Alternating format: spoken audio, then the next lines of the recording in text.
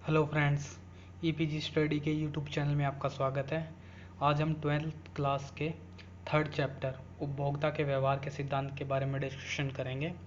Consumer behaviour. तो उपभोक्ता की धारणा क्या होती है, इसके बारे में समझेंगे और देखेंगे कि बजट समूह, बजट लाइन, उपभोक्ता की प्राथमिकताएं, ये सारी चीज़ें क्या होती है। तो आइए देखते हैं। तो हमारे चैनल को अगर आपने सब्सक्राइब नहीं किया है तो प्लीज़ सब्सक्राइब कर लीजिए, बेल आइकन की घंटी को दबा लीजिए ताकि हमारी हर वीडियो की नोटिफिकेशन आपको मिलती रहे। तो देखते हैं। सबसे पहले, सामान्य व्यक्ति को उपभोक्ता कहा जाता है, किंतु व्यवहार में उपभोक्ता शब्द का प्रयोग संस्था, व्यक्तियों के समूह अर्थात परिवारों के लिए किया जाता है। उपभोक्ता एक विवेकशील व्यक्ति होता है जो अपनी सीमित आय को वस्तुओं तथा सेवाओं पर खर्च करता है और अपनी आवश्यकताओं को संतुष्ट करता है। कहने का मतलब यहाँ पे कि उपभोक्ता एक इंडिविजुअल पर्सन को भी कह सकते हैं, और या फिर हम उपभोक्ता शब्द को संस्था के रूप में भी कह सकते हैं, या व्यक्तियों के रूप में भी कह सकते हैं, या व्यक्तियों के समूह के रूप में भी, या परिवार के रूप में भी। वो इसलिए कहा जाता है क्योंकि डिमांड जब कोई व्यक्ति भी कर सकता है, पूरे परिवार के लिए भी कर सकता है, कोई संस्था भी कर सकती है, या इंडिविजुअल पर्सन भी कर सकता है। इसीलिए उपभोक्ता को हम इस प्रकार से बांटते हैं और कहते हैं कि उपभोक्ता विवेकशील होता है। विवेकशील का मतलब यहाँ पे वो अपने अच्छे बुरे को समझ सकता है कि अगर मैं ये वस्तु लूँगा तो मुझे इतनी संतुष्टि प्राप्त होगी, अगर दूसरी वस्तु खरीदूंगा तो मुझे इतनी संतुष्टि प्राप्त होगी। इसीलिए उपभोक्ता को एक विवेकशील व्यक्ति भी कहते हैं, जो अपनी सीमित आय को वस्तु और सेवाओं पर खर्च करता है। मतलब जो उसके पास लिमिटेड सोर्स में जो इनकम है उसको वस्तु और सेवाओं पर इस प्रकार से खर्च करेगा कि जो उसकी संतुष्टि होगी, जो उसका सेटिस्फैक्शन होगा वो हायर हो, यानी कि सबसे ज़्यादा उसको संतुष्टि प्राप्त हो। यानी कि वो अपनी जो उसके पास लिमिटेड इनकम है उसको इस तरीके से खर्च करेगा कि उसे ना अधिक से अधिक ज़्यादा संतुष्टि प्राप्त हो। जैसा कि आप लोग और हम करते हैं, हमारे पास जो हमारी सैलरी आती है हम उसको इस तरीके से एनालाइज करते हैं पहले कि हमें उन उन चीज़ों का उपभोग करना है, उन उन चीज़ों को खरीदना है जिससे हमारा सबसे ज़्यादा काम चलता हो या हमें सबसे ज़्यादा सेटिस्फेक्शन मिलेगा। तो आइए देखते हैं इसके बाद उपभोक्ता व्यवहार। उपभोक्ता व्यवहार अभिप्राय उस विधि से है जिसके द्वारा उपभोक्ता यह चुनाव करते हैं कि वह अपनी आय को किस प्रकार खर्च करेंगे। एक उपभोक्ता उस समय संतुलन की अवस्था में होता है जब वह अपने व्यवहार को वर्तमान परिस्थितियों में सबसे अच्छा मानता है तथा उसमें जब तक परिस्थितियों में परिवर्तन ना हो कोई परिवर्तन करना पसंद नहीं करता है। तो कहने का अर्थ यहाँ पे ये है कि उपभोक्ता व्यवहार से अभिप्राय उस विधि से जिससे उपभोक्ता ये चुनाव करते हैं कि अपनी आय को किस प्रकार खर्च करेंगे, यानी कि जो उनकी आय है वो किन किन चीज़ों पर उनको खर्च करेंगे, ये सबसे पहला चुनाव उपभोक्ता करते हैं। इसके अंदर उपभोक्ता व्यवहार के अंदर इस चुनाव का ही विश्लेषण करते हैं। उपभोक्ता अपने व्यय से उपयोगिता प्राप्त करता है, बिल्कुल यूटिलिटी मिलती है उसको। जब भी वो कुछ खर्च करेगा तो उसे यूटिलिटी मिलेगी, उन चीज़ों से उपयोगिता मिलेगी। उपभोक्ता अपनी आय को इस प्रकार खर्च करता है कि दी हुई आय और वस्तु और सेवाओं की कीमतों में अधिकतम उपयोगिता प्राप्त हो सके, यानी उसे ज़्यादा से ज़्यादा यूटिलिटी, ज़्यादा से ज़्यादा संतुष्टि प्राप्त हो सके और वह एक संतुलन अवस्था में हो, यानी कि उसे ये संतुष्टि हो कि मैंने जो इनकम खर्च की है उससे मैं ज़्यादा से ज़्यादा संतुष्ट हूँ और मैं संतुलन अवस्था में हूँ। एक उपभोक्ता उस समय संतुलन अवस्था में होता है जब वह अपने व्यवहार के वर्तमान परिस्थिति में सबसे अच्छा मानता है, यानी कि जो उसका व्यवहार की जो परिस्थिति है वर्तमान की उसे वो सबसे अच्छा मानेगा तथा उसमें जब तक परिस्थितियों में परिवर्तन नहीं करेगा जब तक कि उसे परिवर्तन करना पसंद नहीं हो। यानी कि वो तब तक उस परिस्थिति को ही अच्छा मानता रहेगा, उसमें ही सेटिस्फेक्शन ज़्यादा लेता रहेगा जब तक कि उसे परिवर्तन करना पसंद ना हो। ठीक है जी। उसके बाद है हमारा सैमुअल्सन के अनुसार एक उपभोक्ता उस समय संतुलन अवस्था में होता है। ये परिभाषा दी है हमारे सैमुअल्सन प्रोफेसर ने कि एक उपभोक्ता उस समय संतुलन में होता है जब वह अपनी दी हुई आय तथा बाजार कीमतों से प्राप्त संतुष्टि को अधिकतम कर लेता है, यानी कि वो इक्विलिब्रियम में तब होगा, संतुलन में तब होगा जब उसे दी हुई आय और बाजार कीमत, यानी कि उसके पास जो आय है और जो बाजार वस्तु की जो बाजार कीमत है उससे अधिक संतुष्टि प्राप्त कर लेगा, यानी कि हायर सेटिस्फैक्शन उसको मिलने लग जाएगा, तब वह संतुलन अवस्था में हो जाएगा।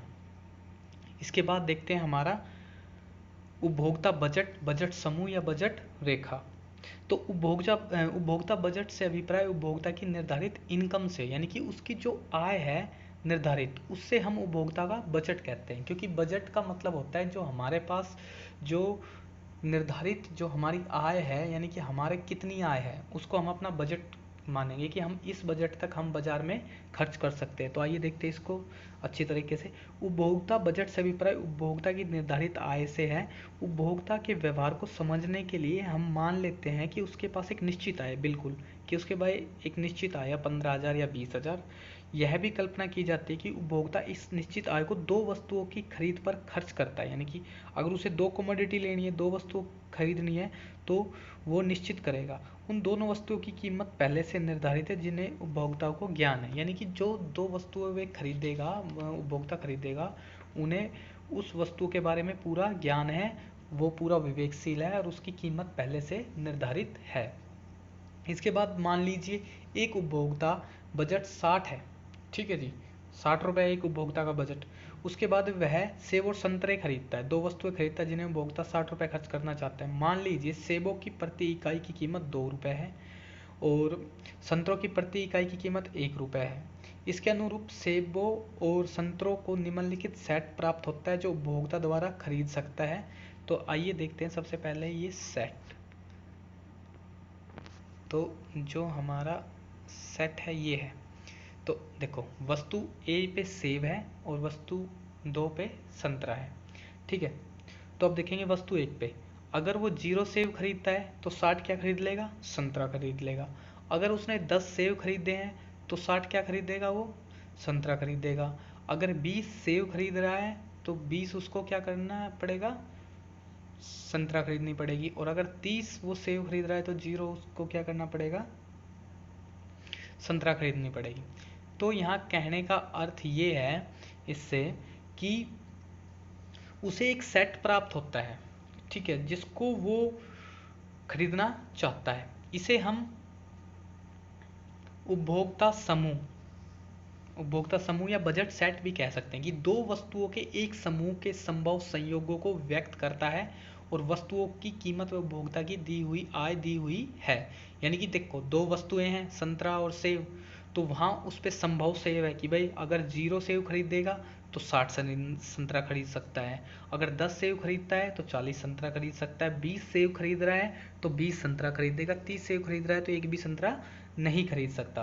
तो इन चीज़ों से हमें ये संभव चार्ट है हमारे पास, जो इनका संभव संयोग है हमारे पास कि अगर इतने 60 रुपये है तो उसके ऊपर इतने खर्च करेगा तो इतने मिलेंगे, इतने खर्च करेगा तो इतने मिलेंगे। तो आइए इसे एक बार डायग्राम से भी देख लेते हैं। देखो अगर वो 60, एक साइड इस पे सेब है, एक साइड नीचे हमारे क्या है संतरे हैं। तो अब देखेंगे 60 वाले संतरे हैं सबसे ज़्यादा, वाई एक्सिस पे, और एक्स एक्सिस पे है क्या हमारे सेब है, ये मैं लिखना भूल गया था। तो जो हमारी ये 10 20 30 40 50 60 तक है, यहाँ हमारी संतरे हैं, और 10 20 30 तक यहाँ हमारे क्या हैं सेब है। तो अब देखेंगे अगर वो 0 सेब खरीदता है तो 60 संतरे खरीद रहे हैं, अगर वो 30 सेब खरीद रहा है तो 0 संतरे खरीदेगा। तो जो हमारी ये बजट लाइन डिक्लाइन हो रही है इसे हम प्राइस लाइन भी कहते हैं, कीमत लाइन भी कहते हैं। तो इसको ही हम बजट लाइन या प्राइस लाइन कहते हैं। इसके हिसाब से ही वो दोनों कॉम्बिनेशंस को खरीद सकता है, दोनों संयोगों को खरीद सकता है, बट वो संभव होने चाहिए, ठीक है। इसके बाद देखते हैं अगला।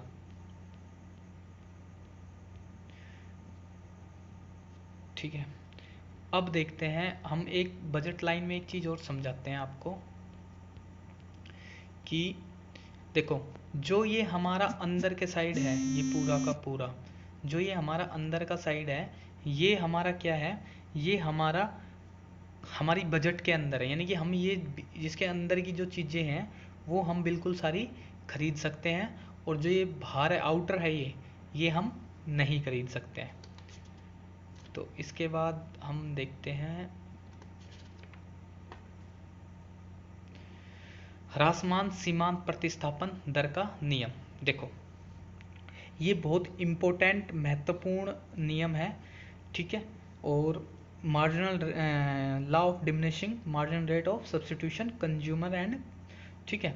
तो ये देखते हैं कि देखो आप पे और मेरे पे, सब पे लागू होता है ये नियम। जैसे जैसे उपभोक्ता के पास किसी वस्तु की मात्रा बढ़ती है वैसे वैसे इच्छा की गहनता कम होती जाती है। बिल्कुल, अगर आपको रोज मटर पनीर खिलाया जाए तो आप उसे 5 6 7 8 दिन खाओगे, उसके बाद उसकी इच्छा छोड़ दोगे। इसके विपरीत जैसे जैसे उपभोक्ता के पास किसी वस्तु की मात्रा कम होती चली जाती है उसकी इच्छा बढ़ती जाती है। बिल्कुल, जैसे आप किसी वस्तु को, आपके पास कम होती चली जाएगी, वो वस्तु बिल्कुल कम घटती चली जाएगी, तो आप उसको ज़्यादा परचेज करने की कोशिश करोगे। ठीक है, तो ये सारा ही हमारा क्या होता है, हमारा लॉ ऑफ डिमिनिशिंग होता है। ठीक है, तो आइए देखते हैं इसके बाद इसको एक उससे समझते हैं, डायग्राम से, टेबल से समझते हैं इसको। तो देखेंगे, अब देखो आपके पास 2 सेब है, सेबों के संयोग दे रखे हैं, ए और सेब और संतरे।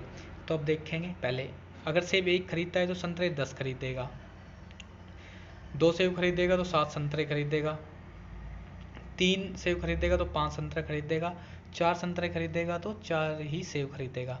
तो अब देखते हैं, सबसे पहले देखो, उसने 1 सेब बढ़ा दिया और कितने संतरे घटा दिए, 3, यानी कि 3/1 का रेशियो हो गया, यानी कि एक अतिरिक्त सेब खरीदने पर वो 3 संतरों का सेक्रीफाइस कर रहा है, यानी कि उनको घटा रहा है या उनका त्याग कर रहा है। उसके बाद एक और सेब, उसके बाद एक फालतू सेब खरीद लिया, यानी कि 2 सेब खरीद रहा है और 5 संतरे खरीद रहे हैं, यानी कितने कॉम्बिनेशन घटा रहा है वो 2 का, यानी कि जो अगर उसे 3 सेब खरीदने हैं तो 5 संतरों को वो घटा रहा है, और 4 खरीदेगा तो दोनों का बराबर हो जाएगा।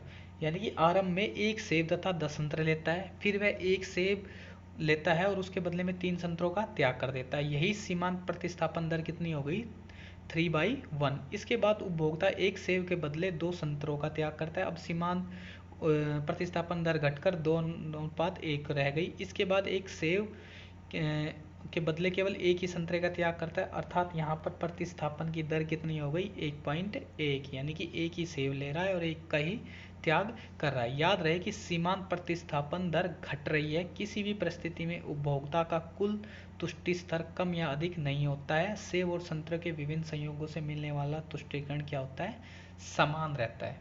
ठीक है, तो हमसे जुड़े रहिए, हम इकोनॉमिक्स की हिंदी मीडियम की वीडियो आपके लिए लाते रहेंगे। और जो ये हमारा ये ह्रासमान सीमांत दर है, ये बहुत इम्पोर्टेंट है। तो इसका जो दूसरा वह ये है कि दूसरे शब्दों में जब दर पर वस्तु 1 के प्रत्येक अगली इकाई के लिए त्याग करेगा तो वह दर कम होती चली जाएगी। जैसा कि आपने देखा है, पहले 3:1 था, उसके बाद 2:1 हो गया, फिर 1:1 हो गया, और यह नियम अनुसार चलती रहती है। इसी प्रवृत्ति को हम ह्रासमान सीमांत प्रतिस्थापन दर का नियम कहते हैं। हमारे चैनल को सब्सक्राइब कर लीजिए। Thank you, good night.